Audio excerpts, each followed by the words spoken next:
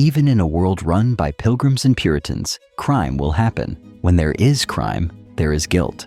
America's first recorded death happened in 1608. This was the start of a prison system based on Old English ideas. When they got to the New World, this led to some pretty bad ways of punishing people. When our country was first formed, the idea of jails and prisons was foreign. There are currently more than 2 million people in prison, but our founders did not think that jail time was a good thing. People who got punished quickly had to pay a fine, be beaten up, be shamed in public, or be put to death. Here are 10 punishments that thankfully ended in order from bad to, oh dear God, why? Stocks.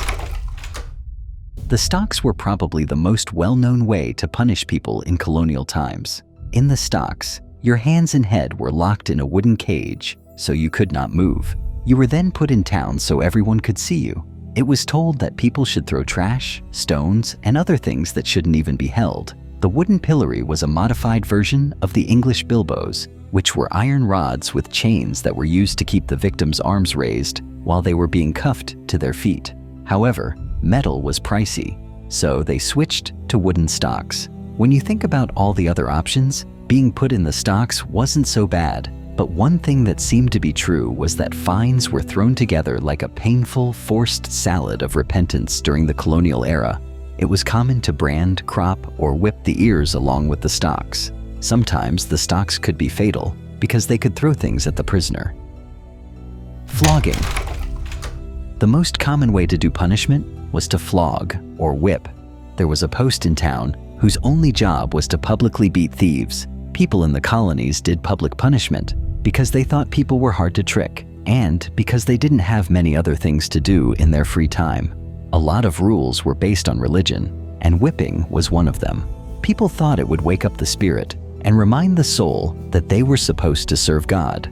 This was also a reason to spank kids who didn't listen. Different tools like whips, sticks, and a tool with multiple ropes called a cat-o'-nine-tails could be used for flogging. Lower-class people and slaves were the ones who were whipped, and because they made up most of the population, it was common to see. Death was very rare and not the point of a whipping. Just like with stocks, most of the time, scars from being whipped could be hidden, so it wasn't hard to move on.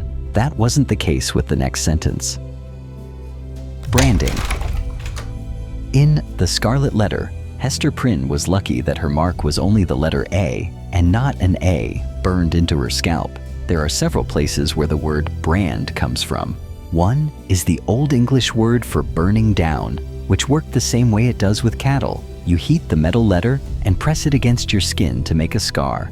For each crime, a different name was used. It's laid out like a children's book, with A for adultery, B for blasphemy, D for drunk, F for forgery, and T for theft. And R, which stood for runaway, was another letter that was often marked. Most of the time, slaves were punished physically for very small offenses. If they tried to get away, they were marked with a R on their foreheads. Depending on the act, people often burned their foreheads and cheeks.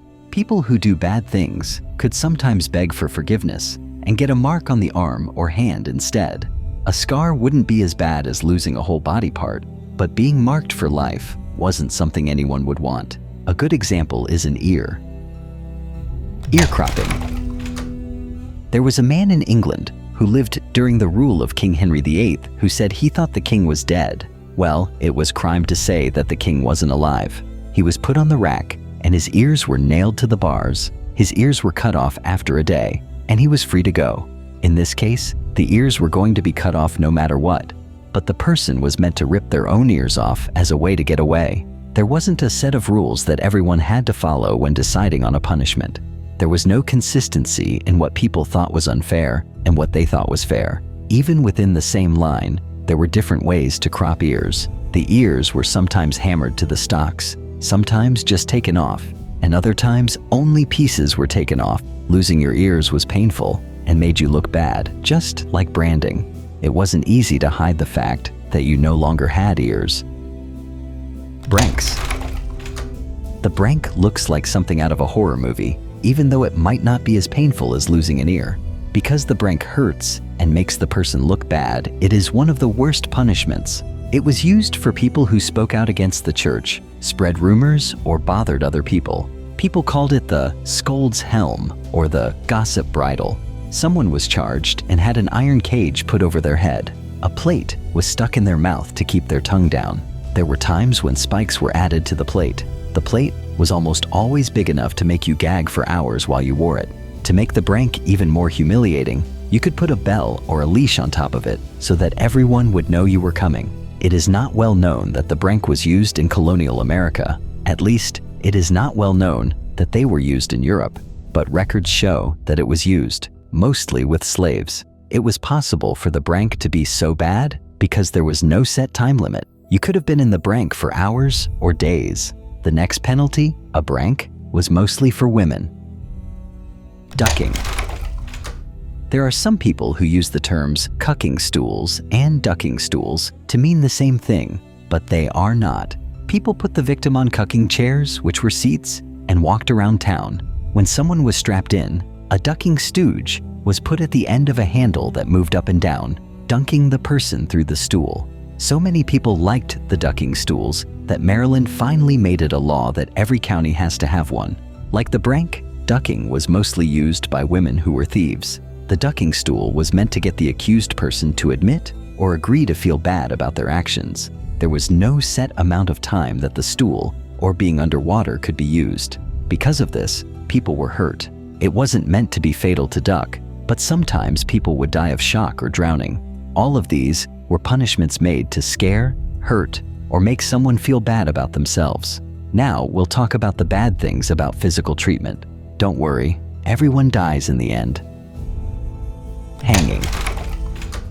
In colonial America, the most popular way to kill someone was to hang them. It was used when someone did a horrible crime like murder, abuse of a child, rape, or other sex crimes. A 17-year-old boy from Plymouth was found guilty of buggery, killing animals, which in this case meant killing a horse, a cow, 2 goats, 5 sheep, and a turkey. He was hanged to death, and the animals were buried alive, just as the good Lord wanted. I don't know how these animals were figured so quickly. Anyone, including men, women, and sometimes even children, could be hanged. During the golden age of piracy, most people who were found guilty were hanged.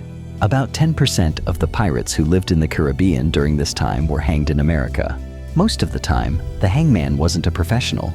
Instead, he or she was a judge or a law official in the settlement. That wasn't a great experience, and it's likely that more hangings went wrong than went right.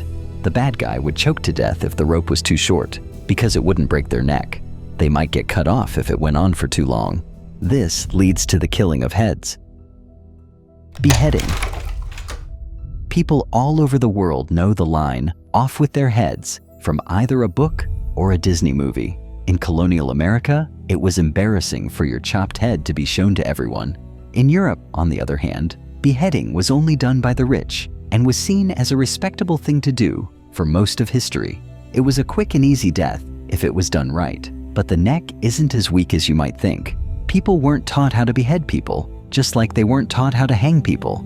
This made it more likely that the head would have to be cut off more than once, which meant that the guillotine would have to be used more than once. The blade sometimes hit the head instead of the neck. Even though it was possible for the killing to go wrong, it was still chosen over other options in England and the colonies.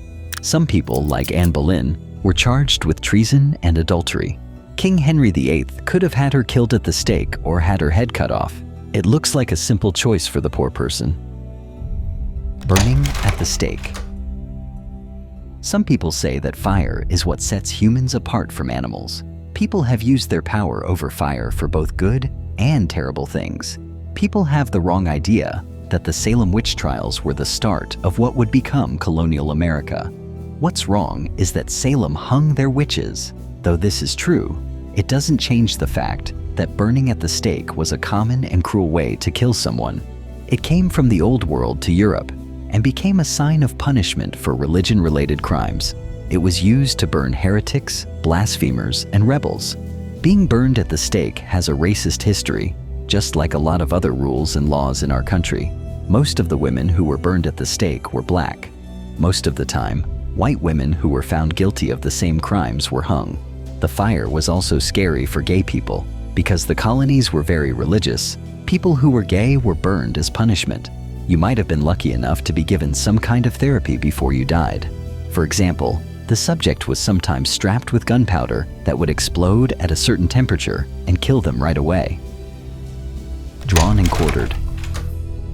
Hanged, drawn, and quartered sounds like the work of a bad punk band, but no, it was a painful way to die.